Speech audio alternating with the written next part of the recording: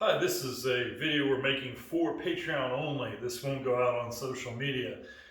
We just did a video that you may have seen on whether or not criminals are scared of us.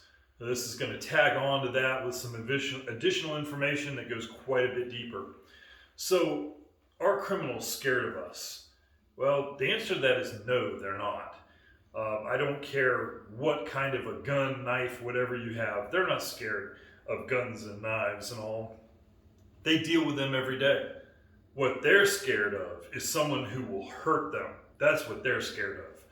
So, I have a little incident that happened to myself that I'd like to relay to you to point this out and show you just how serious of a problem this is for us good, moral, upstanding citizens.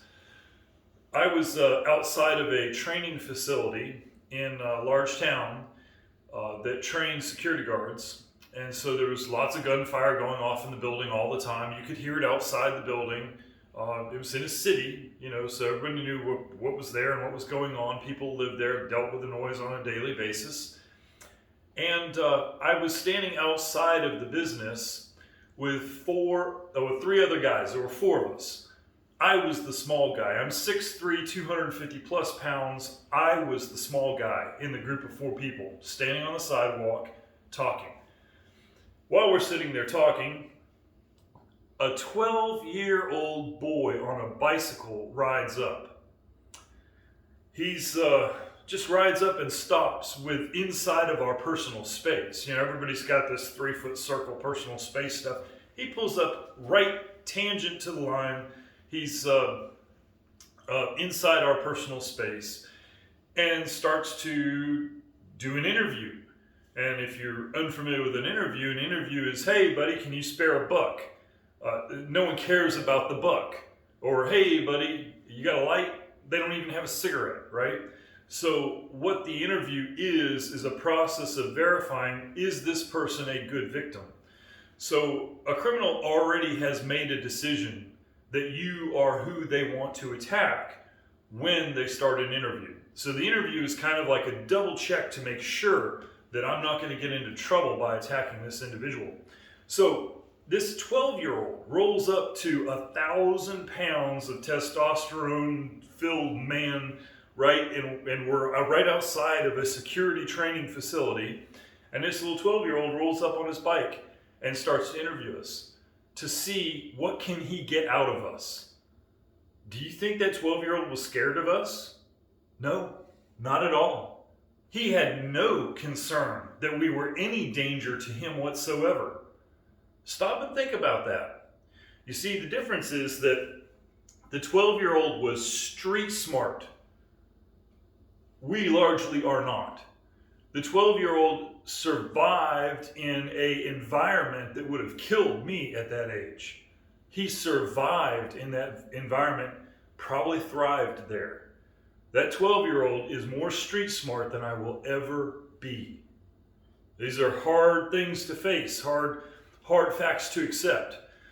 So the kid wasn't scared of me at all. He wasn't scared of the other guys at all. We didn't represent a danger to him. He represented a danger to us because he knew what he was willing to do. So, looking at that little story there, and eventually at the end, we finally told the kid, hey, go, get on, move on down, come on, give me a break. So, the kid finally realized, okay, this is not going to pay out, so he left. But I want to point out to you that criminals are not scared of us. They're not scared of your guns. They're not scared of your tattoos. They're not scared of your mean attitude. Whatever it is that you carry with you to show others, you better not mess with me. Whatever that is, criminals, it doesn't scare them. Largely, that is bluff and bravado. And they know that instantly. The only thing they care about is where the rubber meets the road, and that's when the bullets fly and the knives stab. That's what they're worried about. So, criminals aren't scared of us. That gives us a real problem, because if we can't scare them away, we may have to actually do the thing to stop them. So, oh, well, if anyone ever attacked my family, I'd do this, I'd do that, right? And I'm being very flippant about that because that's how it's treated. Oh, yeah, if anyone ever messed with me, oh, they'd be sorry. Oh, really? Would they? Would they actually be sorry? Tell me specifically what you would do. Because if you don't have specifics, then you're not prepared. Whew. See, I am convinced that the number one thing that human beings do better than anything else is lie to ourselves. We will tell ourselves stories about how great we are, how good looking I am, all this stuff. Oh man, everybody loves me, right? Same thing when it comes to self-defense. Anyone ever messed with me or mine, they would get it. I'm not so sure. So, how can I be sure that I'm a person who will do the act? When that criminal corners me and it's me or him, how can I be sure that I'm not all bluff and bravado? That's a very, very hard thing to do. We've got a couple things that we found that can help with that. First of all, take up hunting. You don't have to become a world-class hunter or anything like that, but you need to find a friend, if you haven't already, or you're not already a hunter, you need to find a friend who enjoys hunting that would be willing to take you along. Because the fact of the matter is that if you can't kill an animal, not a human being, if you can't kill an animal, you're going to have major problems with using force on another person. So try hunting. Start with that. Another aspect of hunting is you don't just shoot the animal and the animal disappears. Now you have to deal with the aftermath. And that's one of the big issues people have, is that the big mean criminal who's trying to kill me, once I put a couple of bullets into him, he now becomes a very pathetic, very sorrowful human being. He's no longer some kind of a monster. Now he's suffering. That's the aftermath of this. I have to have the intestinal fortitude to be able to deal with the ugly aftermath of my use of force. That's a tough thing. And if you've ever hunted and you've ever had an animal who did not die and you had to dispatch that animal, you know exactly what I'm talking about. It twists your guts a little bit to do it. Imagine if it's blood, it's guts. You have to process the animal after you kill it. This is important. If you're going to pass out at the sight of blood, you need to know that before you use a knife for self-defense, right? So take up hunting. As I said, you don't have to become some world-class hunter, but you need to experience that. Second thing on the list that we think would be helpful to you to know that you are a person who will defend yourself is to do something that's terrifying to you. Yeah, go jump out of an airplane. Try that one on for size. Do it at a real skydiving school. Do me that favor. Do it at a real skydiving school. But seriously, if you're terrified at the idea of jumping out of an airplane, go give it a try. What about boxing? There's some risk involved in boxing. This guy's gonna beat me up, right? Yeah, well, how about actually taking some boxing lessons, getting in a ring with somebody? If that's what terrifies you, go do it. How about one that doesn't involve the possibility of me dying? Yeah, right? How about public speaking?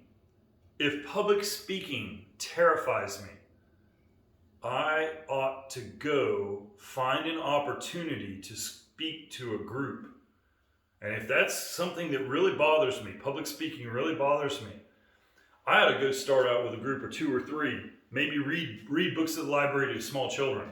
That's a start. Get your foot in the door. Force yourself to take the next step. Go all the way up. Maybe do the Toastmasters. They've got a tremendous club. Work your way up to a large group of people. so serious fear can set in. And do it, overcome the fear and do it. Because I'm going to tell you, quite frankly, sometimes public speaking is scarier than jumping out of an airplane. All right, so third thing we think that you can do to help make sure you know that you'll be able to use force when you have to defend your own family is to think through scenarios, specific scenarios. If I came out my door to get in my car and there was a guy right there, what would I do? How would I handle that? This is valuable for many different aspects. One of the best of which is that you are actually making plans on what you're going to do to defend yourself. It's not just an esoteric exercise. You're actually making yourself safer by doing this.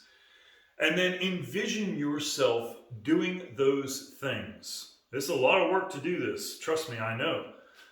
But when you do this and you envision what you're doing, it has huge implications in your brain.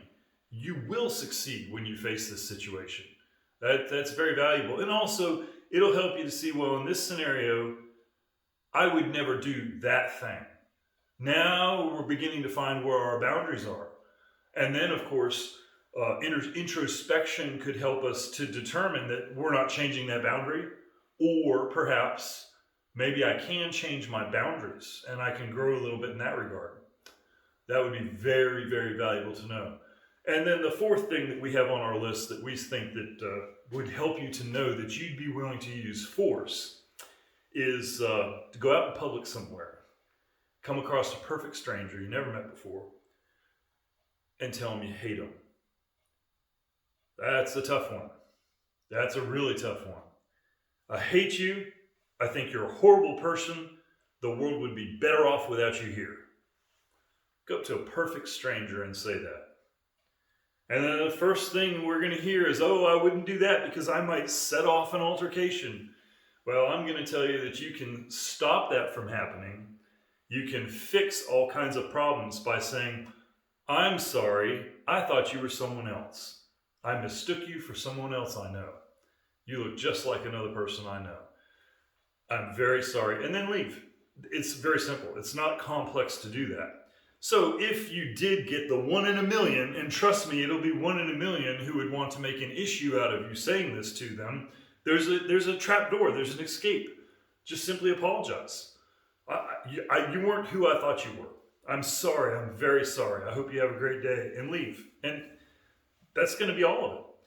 But it's going to take an incredible amount of internal starch for you to go up to someone you don't know and tell them you hate them. I think this might be the toughest one of all the lists there. Go up to a stranger, tell them they're a horrible person. The world would be better off without you, and I hate you. And then you're a good person, so afterward say, oh, you know what? You're not who I thought you were, right? You can fix the problem you might create, but this is a test that you need to pass if you want to be fully able to protect yourself and to protect your family. It's an important thing. Criminals aren't scared of us. And we would like to think that, we're not scared of them. Not only are we not scared of them, but they don't want to mess with me. But is that true? Or have I just lied to myself? The one thing I do better than anything else in life is lie to myself. And this is a field where I can't afford to have deceived myself. I hope this little video has been helpful to you. Feel free to contact us and talk about it a little more. Have a great day.